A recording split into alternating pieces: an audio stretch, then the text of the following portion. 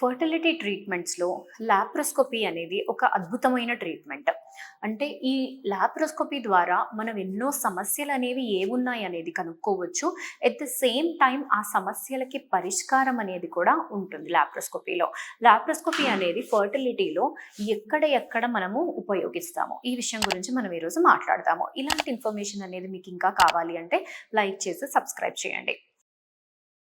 Laparoscopy అనేది ఒక minimally invasive procedure. ఈ లాప్రోస్కోపీ అనేది మనం చేసినప్పుడు దీంట్లో మనం ఎక్కువగా పెద్ద పెద్ద కట్స్ ఇలాంటివి ఏమీ ఉండవు. కన్వెన్షనల్గా నార్మల్ ఓపెన్ మెథడ్స్ లాప్రోటమీ అంటే ఏం చేస్తామంటే పెద్ద కట్ అనేది చేసి దాని నుంచి మనము బాడీ లోపలికి యాక్సెస్ అనేది తీసుకుంటాం. కాకపోతే ఈ లాప్రోస్కోపీ అనేది మినిమల్లీ ఇన్వేసివ్ సర్జరీ కింద వస్తుంది. దీంట్లో మనము పొట్ట పైన కేవలము ఒక 1/2 to 1 సెంటీమీటర్ కట్స్ అనేవి చేసి అందులో నుంచి మనము ప్రోబ్స్ అనేవి లోపలికి పంపిస్తాము. పంపించిన తర్వాత లోపల ఏం జరుగుతుంది అనేది అది మనకు బయట స్క్రీన్ పైన కనపడుతుంది. సో దాని ప్రకారము మనం లోపల ఆపరేట్ అనేది చేసుకోవచ్చు. లాప్రోస్కోపీ అనేది జనరల్గా మనము డయాగ్నోస్టిక్ పర్పస్లో అంటేనేమో అసలు ఏమైనా సమస్య ఉందా లేదా, ఎందుకు ఫర్టిలిటీ అంటే పిల్లలు అనేది ఎందుకు కలగడం లేదు అన్నట్టుగా డయాగ్నోస్టిక్ లాప్రోస్కోపీ కింద మనము చేసుకోవచ్చు. దీంట్లో చేస్తాం ఏమిటి, గర్భాశయం ఎలా ఉంది, అండాశయాలు ఎలా ఉన్నాయి, లోపల ఏమైనా అతుకులు ఏమైనా ఉన్నాయా, ట్యూబ్స్ బాగున్నాయా, ఇవన్నీ డైరెక్షన్స్ అనేవి ప్రాపర్గా ఉన్నాయా, ఇవన్నీ అనేది మనం ఈ లాప్రోస్కోపీలో డయాగ్నోస్టిక్ పాయింట్ ఆఫ్ వ్యూలో చూస్తాము. తర్వాత ఇంకొకటి వచ్చేసి థెరప్యూటిక్ అంటే ఏంటి, ఉన్న సమస్యని మనం ఈ లాప్రోస్కోపీలో అనేది దాన్ని సాల్వ్ చేయడం అనమాట. దాన్ని థెరప్యూటిక్ లాప్రోస్కోపీ అంటాము. సో ఇక్కడ మనము ఫర్టిలిటీలో ఎటువంటి కేసెస్లో మనము ఈ లాప్రోస్కోపీ అనేది ఉపయోగిస్తాము. ఫస్ట్ వచ్చేసి ఫర్ ఎగ్జాంపుల్ పీసీఓడి సమస్యలు ఏమైనా ఉన్నాయి. సో ఈ పీసీఓడి వాళ్ళకి ట్రీట్మెంట్తోని ఎగ్ అనేది రిలీజ్ అవ్వడం లేదు, హార్మోన్ లెవెల్స్ అనేవి చాలా ఎక్కువగా ఉన్నాయి. ఇలాంటి కేసెస్లో ఏం చేస్తామంటే లాప్రోస్కోపీ ద్వారా అండాశయంలో డ్రిల్లింగ్ అనేది చేస్తాము. ఈ డ్రిల్లింగ్ అనేది కూడా మనం చాలా జాగ్రత్తగా చేయాలి. కేవలం ఒక 4 పంక్చర్స్ అనేది ఇవ్వాలి. అది కూడా ఓవరీలో అండాశయంలో లోపల కార్టెక్స్ మిడిల్ పార్ట్లో ఇవ్వాలన్నమాట. ఇలా ఇస్తే మనకు ఆ మేల్ హార్మోన్స్ అనేవి తగ్గి వాళ్ళకి ఓవ్యులేషన్ అనేది హెల్ప్ అవుతుంది.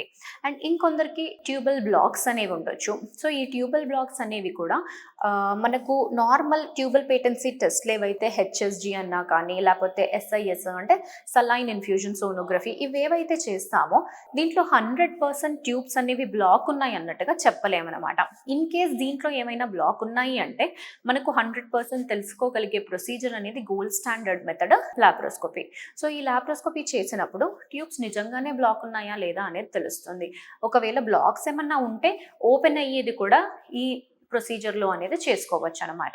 And tubal operations, tubal recanalisations or tubectomies, tubes పైన ఆపరేషన్ చేసేయాలి, పిల్లలు పుట్టకుండా చేయాలన్నా కానీ లాప్రోస్కోపీ ద్వారా చేయొచ్చు. అట్ ద సేమ్ టైం ఈ ట్యూబ్స్ అనేవి ఓపెన్ అవ్వాలి, మళ్ళీ రీఆపరేషన్ చేయాలి అన్నా కానీ మనము వయా లాప్రోస్కోపీ ఈ ప్రొసీజర్ అనేది చేసుకోవచ్చు.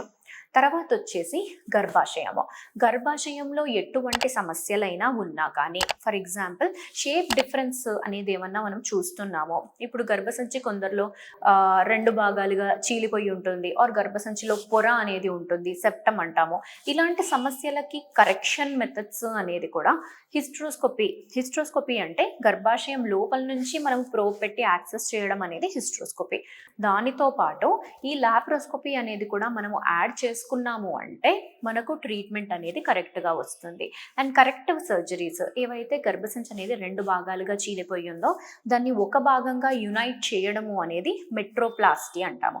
ఇలాంటి సర్జరీస్ అనేవి కూడా మనం లాప్రోస్కోపీ ద్వారా చేసుకోవచ్చు. తర్వాత వచ్చేసి గర్భసంచిలో ఏమైనా గడ్డలు ఉన్నప్పుడు ఫైబ్రాయిడ్స్ అంటాము.